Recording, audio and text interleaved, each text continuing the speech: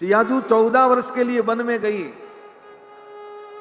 एकमात्र साड़ी पहन के, एक साड़ी। आपको पता है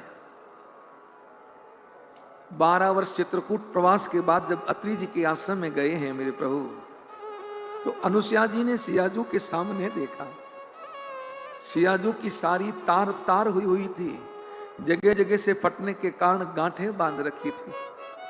अनुसुईया जी ने जब सियाजू के साड़ी की वो दशा देखी तो कहा, बेटी तेरे साड़ी की ऐसी दशा? तो जानकी जी ने कहा, मां आर्य पुत्र कहीं नगर, कहीं बस्ती, कहीं गांव में जाते नहीं, और उदासीन व्रत पालन के लिए मुद्रा है नहीं, लखन कभी देखते नहीं, तो कैसे किसे कहें कि हमारी साड़ी फट गई? ऐसी स्थिति में भी हमारी सियाजू ने कभी राम जी से कहा नहीं कि हमें संसार को संकेत देने के लिए, हम लोगों को जीने के सूत्र बताने के लिए मेरे परमात्मा ने ऐसी लीला की है। ध्यान रखें,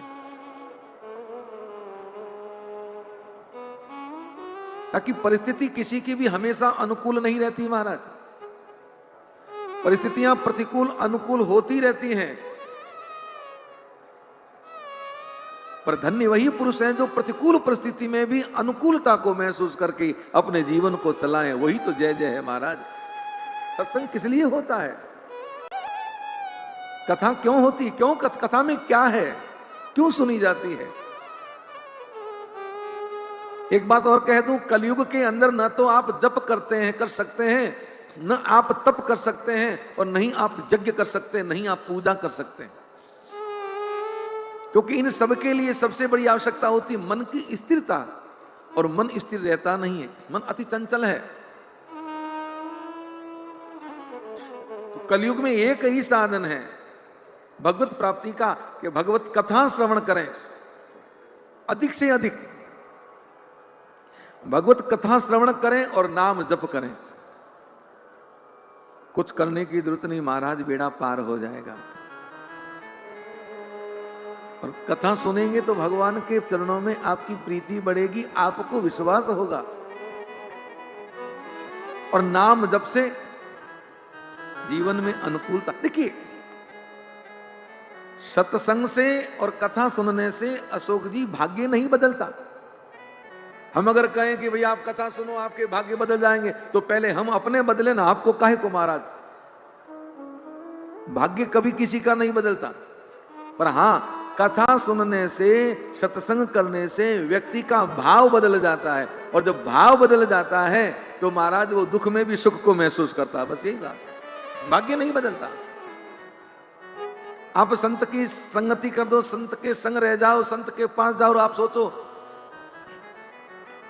कि हमारा भाग्य बदल गया ना, भाग्य नहीं बदलेगा, भाव बदलेगा। और अगर जीवन में जिस दिन भाव बदल गया, उस दिन महाराज आपसे बड़ा कोई जगत में सुखी व्यक्ति नहीं है।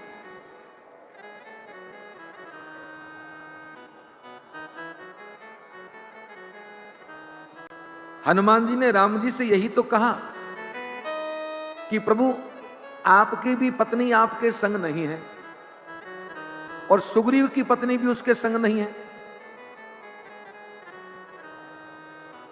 आपके पिताजी ने आपको वनवास दे दिया, सुग्रीव के भाई बाली ने उसको राज्य से निकाल दिया, तो राज्य सुख आपके पास में भी नहीं है और सुग्रीव के पास में भी नहीं है।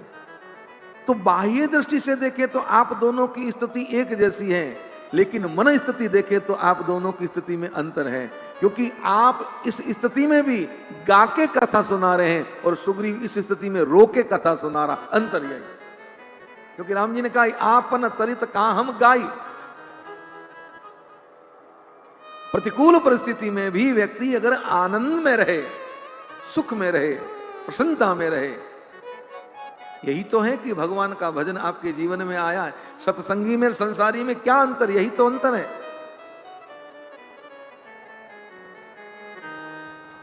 ऐसा नहीं कि दुख किसके जीवन में नहीं होता, होता कि नहीं होता? तो कष्ट को अपना मान के फिर क्या उसको भोगें?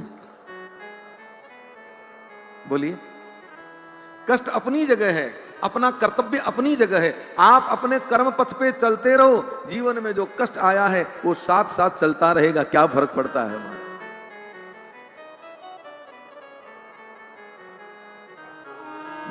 मेरी स्थिति हुई तो मुझे डॉक्टर साहब ने कहा कि महाराज कैसे गाएंगे आप इतने दर्द में। मैंने कहा ये जो दर्द हो रहा है हाथ का, ये मेरा प्रारब्ध है, ये प्रारब्ध में मेरे दर्द लिखा हुआ, इसलिए मैं पेन किलर भी नहीं खाऊंगा। उसको खाने से दर्द कम होगा तो ये फिर प्रारब्ध बना रहेगा। इस शरीर का प्रारब्ध ये मुझे भोगना, ये मेरे निश्चित है, लेकिन भगवान की कथा गाना ये मेरा पुरुषार्थ है, ये करना जरूरी है। मैं अपने प्रारब्ध के लिए अपने पुरुषार्थ को छोड़ नहीं सकता। देह सुख में जीना तो जीना ही क्या महाराज। आदमी को बुखार आ जाता है, रजाई ओढ़ के सो जाता है, तो अब क्या सोचते कि हम कोई लोह पुरुष हैं, हमें बुखार नहीं आता, हम क्या अस्वस्थ नहीं होते। बुखार भी आता है, अस्वस्थ भी होते हैं, लूज मोशन भी होता है, सर भी दर्द करता है। ये सभी आदि व्याधि जो आप लोगों को आती है वो हम लोगों को भी आती है। तो क्या उसके लिए फिर कथा न गाएं? बोलिए, ऐसा कहते हैं आज महाराज का स्वास्थ्य ठीक नहीं, आज तुम लोग जाओ, कल कथा करेंगे ना। वो जो भी जो जीवन में पीड़ा होती वो हमारा प्रारब्ध है। और मैं पुनः कहूंगा, अपने प्रारब्ध के लिए अपने पुरुषार्थ को कभी मत छोड़ो, करते रहो। और मैं तो ये कहूंगा सुनने वाले सभी लोगों को, जो आने वाले समय में भी आप लोग आ रहे हैं, महत्व कुंभ क्षेत्र का है। यह महत्व नहीं है कि संगम पे जाके ही डुबकी लगाओ। अगर आपके मन में सच्ची श्रद्धा है परमात्मा के प्रति, तो मैं तो कह रहा हूं आप गंगा के किसी कोने में जाके बैठ के डुबकी लगा देना, आपको वही पुण्य मिलेगा, उसमें कहीं कोई संशय नहीं। और अगर आपके मन में श्रद्धा नहीं है, आप ये भाव लेके आते हो कि इस पावन पर्व पे जब